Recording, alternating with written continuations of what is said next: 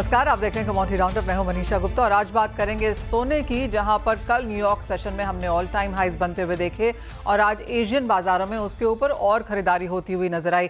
अच्छी खासी तेजी के साथ सोने में इस बार इस साल तक करीबन 22% की तेजी अंतर्राष्ट्रीय बाजारों में देखने को मिली है और अगर भारतीय बाजारों की बात की जाए तो सोने में 15% की तेजी है। ये डिफरेंस इसलिए है क्योंकि भारतीय बाजारों में हमने इंपोर्ट ड्यूटी कट की वजह से ये इंपैक्ट देखा है।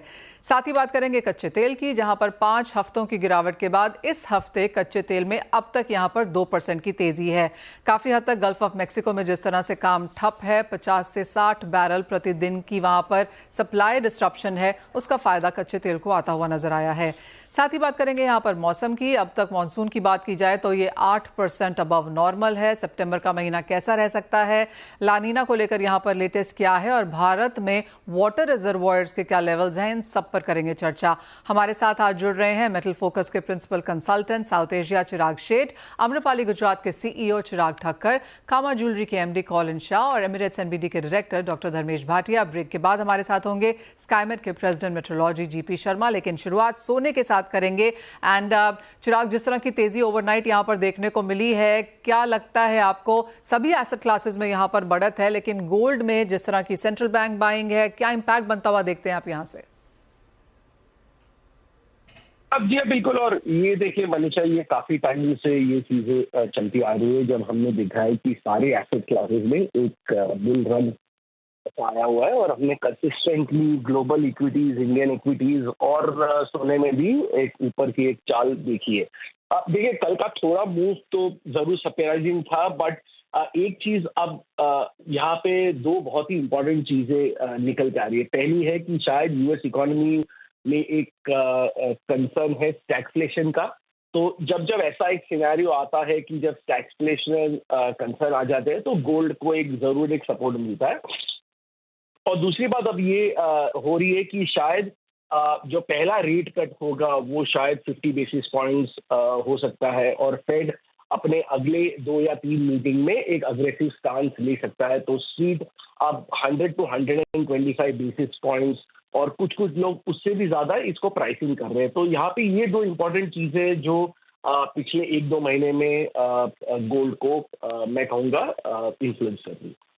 ओके चिराग, 2560 2565 के लेवल्स हमने ऑलरेडी यहां पर देख लिए हैं। अब यहां से मेटल फोकस का नेक्स्ट टारगेट सोने में क्या है?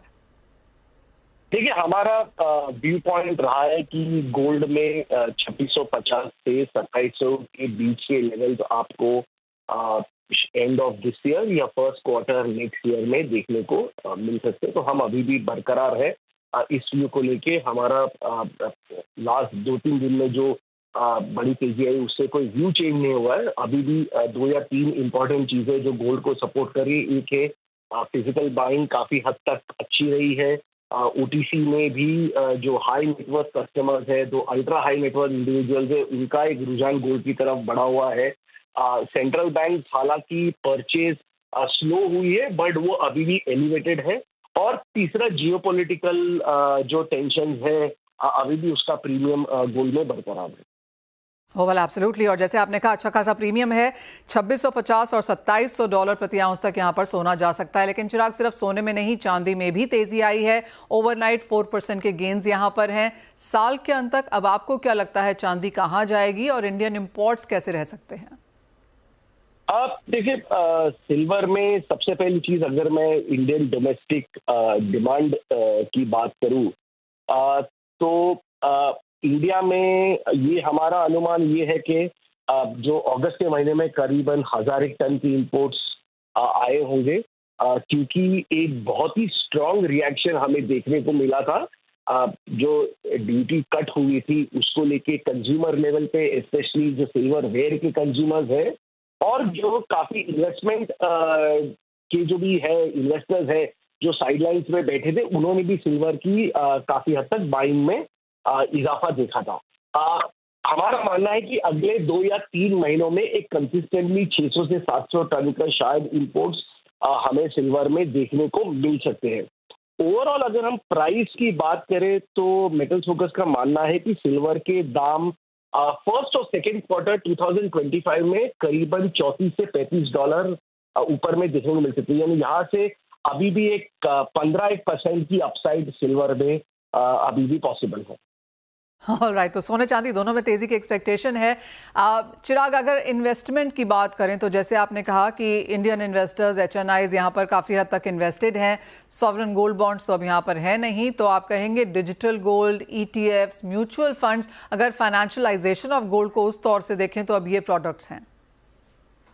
आई थिंक ईटीएफ में ऑलरेडी मनीषा काफी अच्छी पिकअप हुई है। पिछले 6 महीनों में हमने देखा है कि ईटीएफ में एक वापस फ्लोज आया हुआ है। और जैसे आपने बहुत ही इंपॉर्टेंट चीज की कि सॉवरेन गोल्ड बॉन्ड नहीं है, और हमने देखा था कि पिछले 7-8 सालों में सॉवरेन गोल्ड बॉन्ड एक बहुत ही इंपॉर्टेंट विकल्प निकल के आया हुआ है। तो अब ये जो पैसा सॉवरेन गोल्ड बॉन्ड में जा रहा था वो हमारा मानना है कि वापस फिजिकल मार्केट में आएगा। तो फिर से आप देखेंगे कि कॉइन्स और बार्स की जो डिमांड है, स्पेशली जो मिड लेवल इन्वेस्टर्स हैं, उनसे बढ़ेगी। एब्सोल्युटली, तो तेजी यहाँ पर सोने में देखने को मिलेगी ही, और क्योंकि सॉवरेन गोल्ड बॉन्ड्स नहीं है तो जो इन्वेस्टमेंट है वो फिजिकल तौर पर यहाँ पर फिर से लौटती हुई नजर आएगी, चाहे वो बार्स हैं या कॉइन्स हैं। चिराग, बहुत शुक्रिया साथ जुड़ने के लिए। तो क्लियरली सोने में अच्छी खासी बढ़त देखने को मिली है। कॉलिन, आपको यहाँ पर अब इंट्रोड्यूस करना चाहेंगे इस कॉन्वर्सेशन में, और जिस तरह से वॉलेटिलिटी है और सडनली सोने में जो $40-50 की तेजी ओवरनाइट हमने आते हुए देखी, आप कहेंगे उसका कुछ बहुत इम्पैक्ट यहाँ पर इमीडिएट फेस्टिवल बाइंग पे पड़ेगा? इमीडिएट फेस्टिवल बाइंग पे देखो, अपना जो कंज्यूमर है हिंदुस्तान में वो प्राइस सेंसिटिव बहुत है, और जब भी ऐसे सडन स्पाइक आता है प्राइस में, तो वो वीकेंड और अगले 1-2 वीकेंड के लिए थोड़ा सॉफ्टनेस बाजार में जरूर आता है। एक बार कंज्यूमर को लगता है कि नहीं, अब ये रेट स्टेबल है और अभी कम नहीं होगा और इससे बढ़ेगा, तो फिर वापस खरीदारी चालू होती है। तो सीजन आई थिंक अभी थोड़ा टाइम है दिवाली को, सो आई थिंक तब तक शायद स्टेबल हो जाएगा और डिमांड में बहुत फर्क नहीं आना चाहिए, मगर अगले 7-10 दिन के लिए थोड़ा सॉफ्ट रहेगा। कॉलिन, अगर ये तेजी नहीं आती तो डेफिनेटली यहाँ पर demand constantly on the stronger side रहती, लेकिन ये एक और ऐसा साल है जब बहुत ज़्यादा वॉलेटाइल प्राइसेस हैं, ऑल टाइम हाइज की एक्सपेक्टेशन यहाँ से आगे जाते हुए भी है। पिछले हफ्ते मैं एक रिपोर्ट पढ़ रही थी कि 10 से $12-15 का एक डिस्काउंट है इंडियन मार्केट्स में गोल्ड को लेकर, क्या वो भी हम यहाँ पर कंटिन्यू होता हुआ देख रहे हैं? हाँ, वो देखो, वो कंटिन्यू रहेगा। अब एक बड़ी इवेंट हुई है, so Fed is going to reduce rates, और जैसे चिराग ने भी पहले बताया कि 1-2 और रिडक्शन आएंगे। अब जैसे ये रिडक्शन आएंगे और 2500 का लेवल, एक बार ये 3 बार लेवल तोड़ के वापस गया है गोल्ड। अब ये तीसरी बार हुआ है, तो ऐसा लग रहा है कि अब शायद वापस नहीं जाएगा, right, as per many analyst. लग रहा है कि ये अब बुल रन वापस एक नया चालू हुआ। ओके, और जैसे थोड़े टाइम पहले भी बात कर रहे थे कि अब 2700 और 3000 लेवल तक जाएगा एक साल में, वैसे अभी और लग रहा है जैसे जैसे फेड कटेगा, सो इंटरेस्ट रेट कम होगा, then people will invest gold में मोर मनी। और चाइनीज इकोनॉमी भी सॉफ्टी है, it's not really doing so well, तो वहां भी सोने की फिजिकल में बहुत अच्छी खरीदारी हो रही है। सो चाइना में हो रही है, इंडिया में हो रही है, यूएस में फेड काटा है, जियोपॉलिटिकल इश्यूज कंटिन्यूड रह रहे हैं। सो कोई कारण नहीं है कि गोल्ड अब वापस नीचे के लेवल पे जाए, और जैसे अपना कंज्यूमर आई थिंक अगले 2-3 महीने में देखेगा स्टेबिलिटी, आई थिंक बहुत बड़ा बाइंग वापस आ जाएगा। कॉलिन, आप क्या एडवाइस देंगे यहाँ पर खरीदारों को, क्योंकि फेस्टिवल्स में लोग खरीदते हैं, इन्वेस्टमेंट के तौर पे लोग डेफिनेटली खरीदना चाहेंगे, आगे जाके शादियां भी हैं, तो जिस तरह का अनसर्टन सा माहौल है कि प्राइसेस यहाँ से सडनली बहुत ऊपर जा सकते हैं, क्या कुछ स्टेबिलिटी आए, बहुत सारे लोग असमंजस में होंगे। मेरी राय एक ही रहेगी कि सोना हमेशा, अगर मैं मेरी पूरी जिंदगी देखूं तो एक सेफ हेवन रहा ही है, और अगर 2-3 महीने कभी नीचे भी जाता है तो वापस ऊपर बहुत जल्दी आ जाता है। ये लेवल से ऐसा आज की तारीख में, specially with Fed cut coming up, लग नहीं रहा है कि वापस कोई करेक्शन आएगा, कि वापस 2300-2400 के लेवल पे नहीं जाएगा, ऐसे लगता नहीं है आज की तारीख में। और अगर मैं कंज्यूमर को बोलूं तो this is the correct time to buy. Colin also जिस हमने ऑफ कोर्स बीच में काफ़ी सारे ट्रेंड्स देखे थे कि लोग स्टडेड गोल्ड ज्वेलरी ले रहे थे, डायमंड का बीच में चलन चला है, लेकिन जिस तरह से गोल्ड ने सॉलिड रिटर्न्स दिए हैं, क्योंकि अगर हम इस साल में अब तक देखें तो सेंसेक्स निफ्टी ने आपको 15-18% रिटर्न्स दिए हैं, सोने चांदी ने उससे कहीं ज़्यादा रिटर्न्स दिए हैं। तो इन्वेस्टमेंट तौर के हिसाब से भी देखें तो काफ़ी सॉलिड रहा है। तो क्या सॉलिड गोल्ड ज्वेलरी की डिमांड हम वापस बहुत स्ट्रांगली वापस आता हुआ देखेंगे? सॉलिड गोल्ड ज्वेलरी की हमेशा डिमांड स्ट्रांग ही रही है मनीषा। सो इट्स नॉट के वो कभी चला गया। ऐसे भी दूसरी सब कैटेगरीज आज भी हिंदुस्तान में 20-25% ऑफ बिजनेस है। 75% जो इंडस्ट्री बिजनेस है वो प्लेन गोल्ड ही है। सो वो वैसे ही रहेगा I think even going forward. और बाकी की कैटेगरीज जो अपना ग्रोथ एक ले रही है वो लेगी। Fair point that. तो सोने की खरीदारी का ये सही मौका है, तेजी और यहाँ पर बरकरार रह सकती है। आपको बता दें कि चाहे वो बैंक ऑफ अमेरिका है, सिटी है, गोल्डमैन सैक्स है, सभी का मानना है कि 2700 से $3000 पर आउंस तक के लेवल्स आपको अगले साल में देखने को मिल सकते हैं। काफ़ी सारी रिपोर्ट्स ये सजेस्ट करती हैं कि 2024 ही नहीं, 2025, 26, 27 तक भी सोने में यहाँ पर बुल रन जारी रह सकता है। उसके बाद कि ऑफकोर्स हमने लेवल्स थोड़े से यहाँ पर नीचे आते हुए देखे हैं। ये तो बात हुई सोने की। चिराग ठक्कर आपको भी कॉन्वर्सेशन में शामिल करना चाहेंगे, और जैसे मेटल फोकस से हमारी बात हो रही थी, उन्होंने कहा $34-35 पर आउंस फर्स्ट हाफ 2025 में यहां पर देखने को मिलेगा। तो तेजी यहां पर भी है, ओवरनाइट 4% की बढ़त चांदी में देखने को मिली है। कैसे देखते हैं आप प्राइस और उसका इंपैक्ट खरीदारी पर?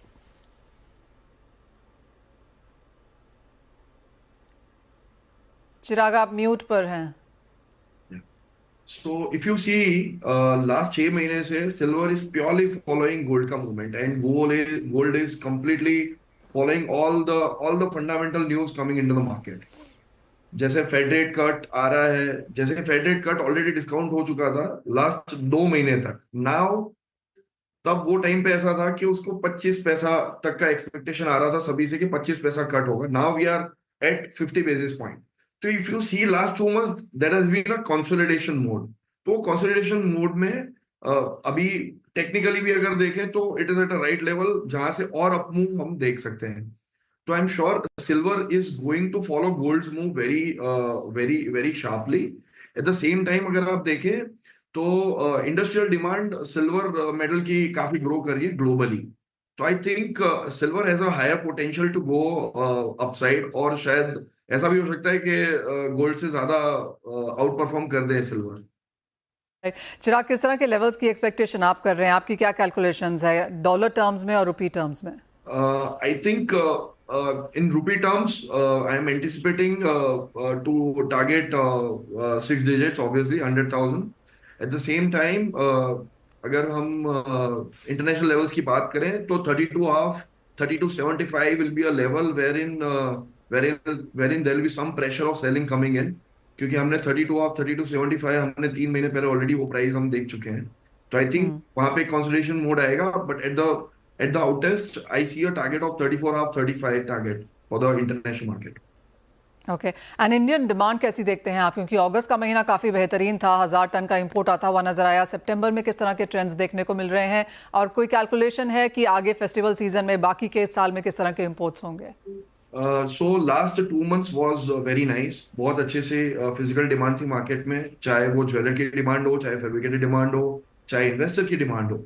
तो ये प्राइस लेवल्स पे अभी कोई फिजिकल डिमांड नेक्स्ट 5-10 दिन के लिए मैं नहीं देखता हूँ, but at the same time जब ये प्राइस सेटल हो जाता है, जब लोगों को लगता है कि अब यहाँ से नीचे जाने की गुंजाइश बहुत कम हो जाती है, then people will start coming in, and I think this is a very right movement कि ये टाइम पे मार्केट ऊपर जा रही है।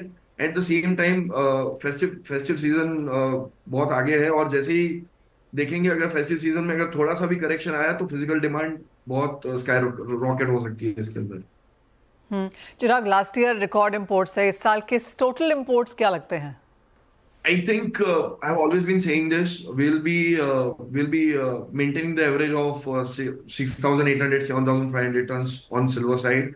Maybe अब ये ड्यूटी कट आया है तो शायद हम 8,000 टन एक बार देख सकते हैं अगर प्राइसेस ने सपोर्ट और डिमांड ने सपोर्ट किया तो। ऑलराइट, तो सोने चांदी में अच्छा खासा ग्लिटर फिलहाल हम बनता हुआ यहाँ पर देख रहे हैं। जिस तरह की तेजी न्यूयॉर्क सेशन में थी, एशिया ने उसमें बेचा नहीं है, एशिया ने और खरीदा है। इंटरेस्टिंग होगा ये देखना कि यूरोप इस वक्त यहाँ पर खुलने के बाद क्या करता है। ऑफकोर्स जो रेट कट्स हैं वो शायद फैक्टर इन हो चुके हैं। इंडियन मार्केट्स में ऑफकोर्स एक डाइवर्जेंस है because of the duty cut. एक बार प्राइस स्टेबलाइज हो जाए तो अच्छी खासी खरीदारी की उम्मीद यहाँ पर भी सोने और चांदी में। बहुत शुक्रिया आपका कॉल इन एंड चिराग साथ जुड़ने के लिए। इसी के साथ एक ब्रेक के लिए रुकेंगे, जब लौटेंगे तो बात यहाँ पर करेंगे मौसम की और लेंगे कुछ ट्रेडिंग स्ट्रैटेजीज। धर्मेश, जिस तरह से सोने की बातचीत हो रही है और सभी लोग यहाँ पर काफ़ी बुलिश हैं कि हम यहाँ पर आगे जाके 2700 सोने में देख सकते हैं, $35 चांदी में अगले साल के लिए एक्सपेक्टेशंस हैं। आप अगर अगले 6-12 महीने की बात की जाए तो किस तरह के टारगेट्स लगाएंगे गोल्ड एंड सिल्वर दोनों पे? देखिए, सोने और चांदी की बात की तो सोना नो डाउट एक तरफा मूव कर रहा है। अगेन रेट कट्स की बात हुई कल शाम को, जैसे रेट कट हुआ मार्केट में एक अच्छी तेजी दिखा चुका है प्राइस, और मार्केट यहाँ पे स्टेबल हो जाएगा। बट रही चांदी की बात, तो चांदी 50% बुलियन और 50% बेस मेटल कैटेगरी में आ रहा है।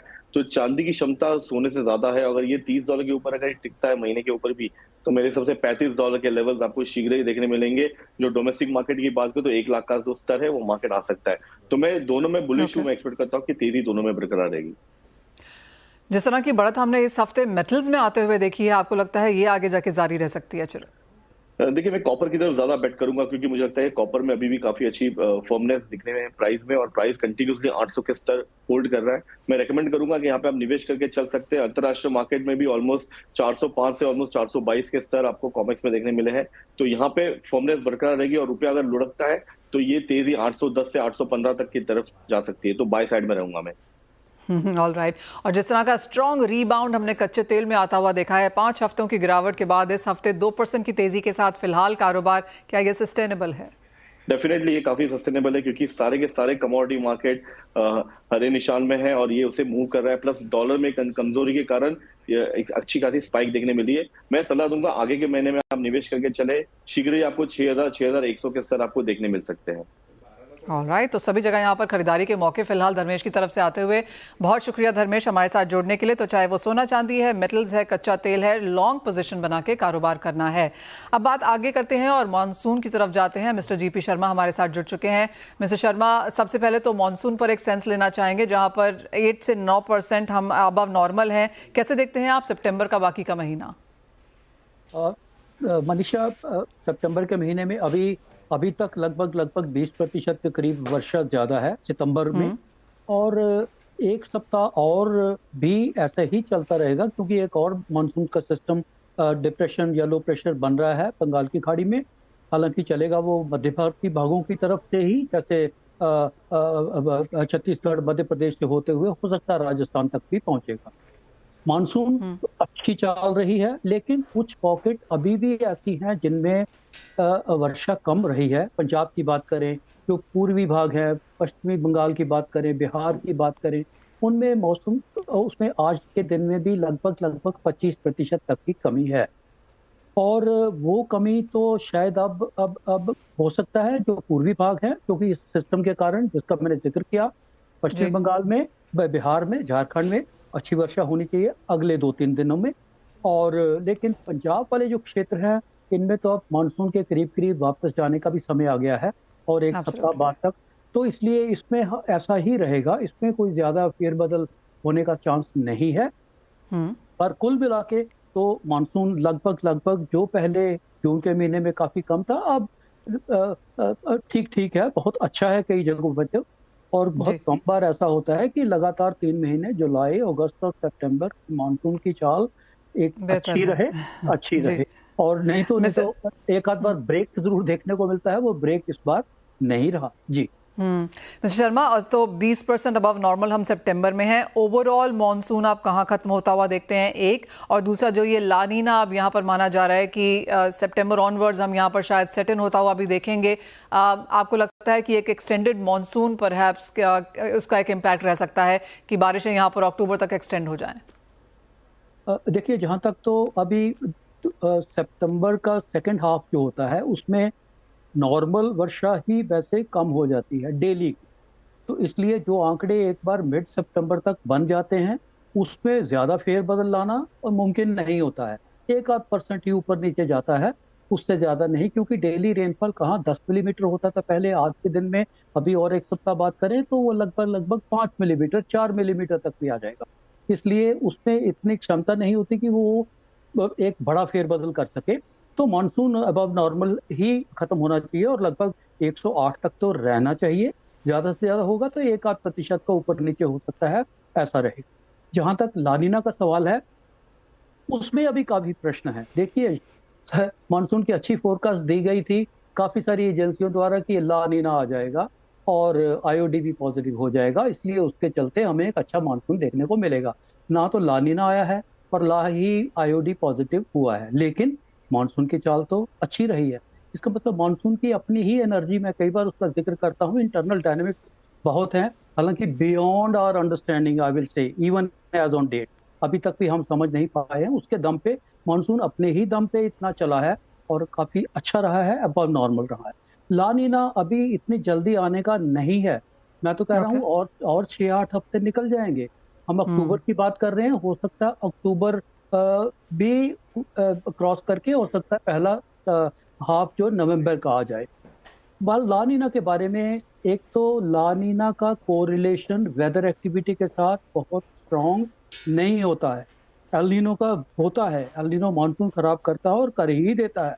लानीना का किसी भी सीजन के साथ कोई बहुत ज्यादा स्ट्रॉन्ग कोरिलेशन नहीं है। दूसरी बात यह है, लानीना वीक है इस बार। तीसरी बात यह है कि लानीना जो होगा ट्रंकेटेड फॉर्म, शॉर्टन फॉर्म होगा, ज्यादा से ज्यादा 3 या 4 महीने। आप अगर अक्टूबर नवंबर में आता है, मार्च के बाद आप देखेंगे एक बार फिर से न्यूट्रल कंडीशन बननी शुरू हो जाएगी, तो लंबा नहीं चलेगा। इसलिए लानीना का असर हमें कोई बहुत ज्यादा, चाहे देखने को नहीं मिलेगा। वर्षा की करें, हार्श विंटर आने वाली है, कभी कभी ऐसा लगता है कि पता नहीं, I don't know why sensationalisation हो रहा है, ऐसा नहीं होता जी। Right, point taken and thank you education के लिए भी मिस्टर शर्मा। तो क्लियरली जहाँ तक मॉनसून की बात है, ऑनित सोन हमने काफ़ी स्ट्रॉन्ग नंबर्स यहाँ पर होते हुए देखे हैं। जहाँ तक लानीना की बात है, जैसे मिस्टर शर्मा हमें बता रहे हैं कि अभी भी 4-6 हफ्ते लग सकते हैं आने में, और जब आएगा अभी तो 3-1 महीने से ज़्यादा लंबा नहीं है, तो कोई बहुत ज़्यादा इम्पैक्ट फिलहाल इसका मॉनसून और वेदर पर नहीं दिखेगा। इसी के साथ लेकिन इस कार्यक्रम में इतना ही समय है, मुझे भी दीजिए इजाज़त। हम ब्रेक के बाद आपके लिए लेकर आएंगे इक्विटी मार्केट्स पर पूरा फोकस।